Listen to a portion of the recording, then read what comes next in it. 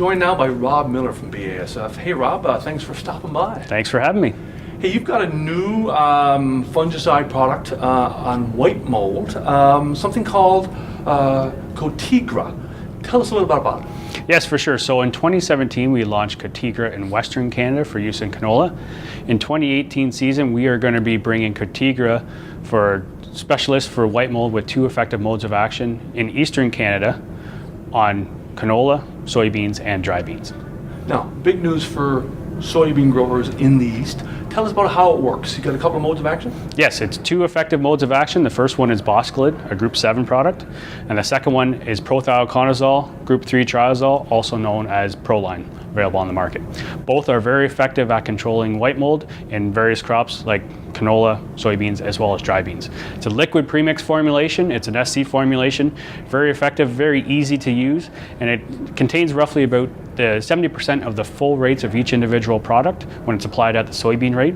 So that makes it a very good and very excellent resistance management strategy. And you guys always preach a 2-pass program. Where does this fit?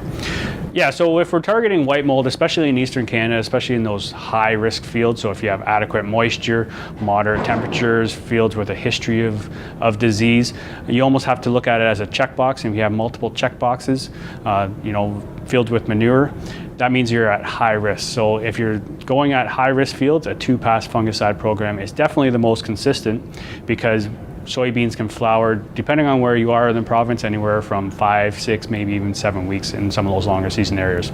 So that's why a 2-pass program is definitely more consistent. Talk about timing here. We always say, hey, when? R2, R2.5, R3. You've got a simple of approach on this product. Yeah, so it's very complicated to actually time a field for the right timing, because when we look at it, there's so much variability in some of these soybean stands.